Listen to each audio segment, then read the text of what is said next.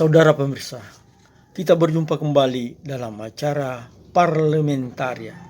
Wakil Ketua DPRD Provinsi Sulawesi Selatan, Haji Nimatullah SE, berhasrat dan termotivasi untuk maju sebagai anggota DPR RI pada pemilu 2024 mendatang. Mari kita simak wawancaranya.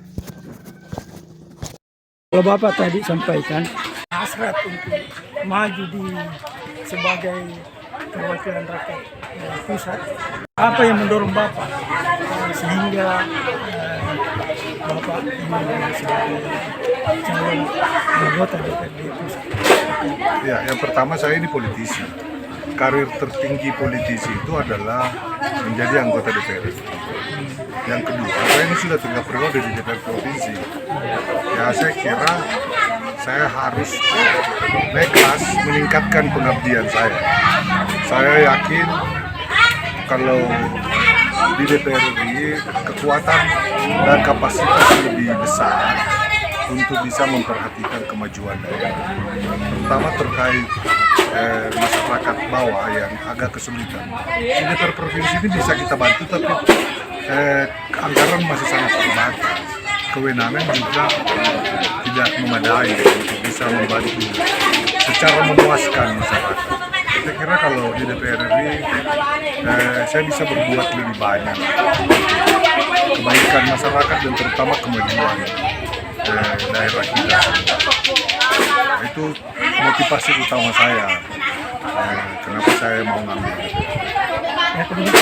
Dengan hasrat Bapak untuk menjaga DPR, tentu ada kesiapan atau langkah-langkah yang Bapak ambil seperti itu. Ya, persiapan saya itu kan terutama persiapan diri, karena menjadi anggota DPR RI itu bukan persoalan gampang. Kita mesti beradu konsep dengan semua orang terbaik dari seluruh provinsi. Saya kira itu ya, apa yang pengalaman saya 3 periode saya kira sudah lebih dari cukup di DPR provinsi. Kemudian apa langkah-langkah untuk sementara belum terlalu banyak karena belum masuk masa itu. Jadi KPU saja belum keluar peraturan KPU tentang pencalekan. Jadi yang saya lakukan selama ini ya bersilaturahmi saja sebanyak-banyaknya kepada masyarakat. Saya kira itu langkah yang konkret. Dan ya insya Allah, amin. Pemeluk Bita Haji Pak Dusu, satu rangkaian acara yaitu untuk bersilaturahim, menerima dan alhamdulillah bertatap muka langsung dengan Pemeluk Bita Haji Nimatullah SE.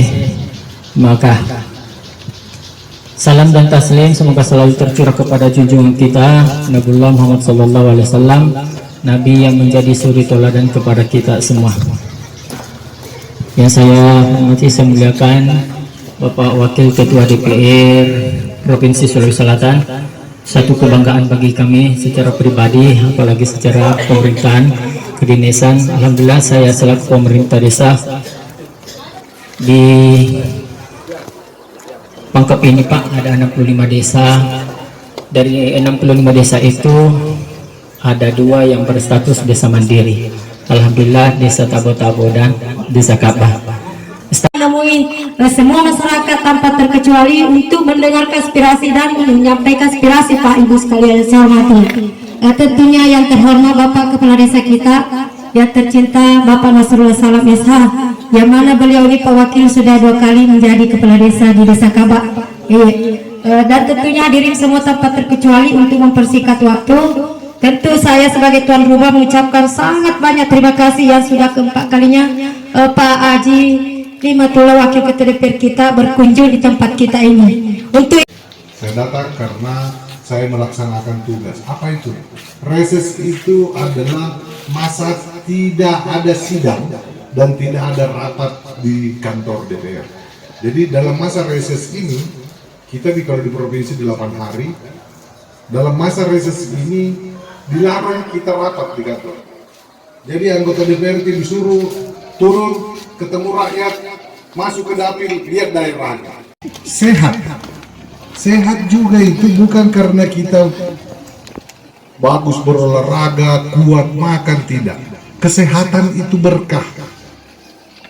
Dua hal ini, umur dan kesehatan, itu tidak bisa dinilai dengan apapun.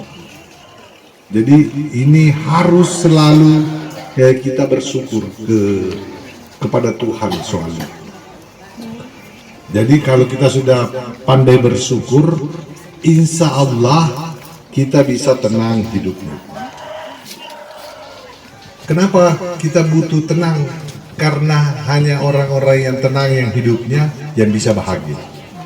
Tidak ada cerita itu ada orang bahagia kalau tidak tenang hidupnya. Nah, itu syaratnya orang bisa tenang hidupnya ya pintar bersyukur. Karena kalau dia macam syukur, saya di motor lo dua, mungkin ada dua motor lo si oto, mungkin saya di oto lo si telu oto. Kalau kita seperti itu tidak pernah tenang hidup tak. Mungkin jilbab nama kesing lo si telu jilbab, maka sini tasnya lo si bermerek, dia gak kecakun. Tidak, itu masyarakat kita karena kita tidak mampu memaknai ajaran agama. Nah, hampir tiap bulan, tiap minggu yang selalu sembahyang Jumat, bapak-bapak itu dengar soal bersyukur. Nah, ini selalu saya ulang-ulang di banyak tempat karena keadaan kita hari ini sedang tidak baik-baik saja. Presiden sendiri dan Menteri Keuangan sudah sampaikan kemungkinan kita akan menghadapi krisis ekonomi ke depan. Semoga saja itu tidak terjadi. Artinya kalau krisis ekonomi masuk satu woi, sederhananya masuk sadoi. Itu kemungkinan akan kita hadapi situasi seperti itu. Mudah-mudahan karena kita negara yang mengandalkan pertanian, Pak Darta, petani tak masih mau menanam karena itu pertahanan terakhir kita. Nah, kalau keadaan susah, kalau kita tidak pandai bersyukur, itu mudah sekali kita marah-marah, mudah sekali terjadi konflik di masyarakat.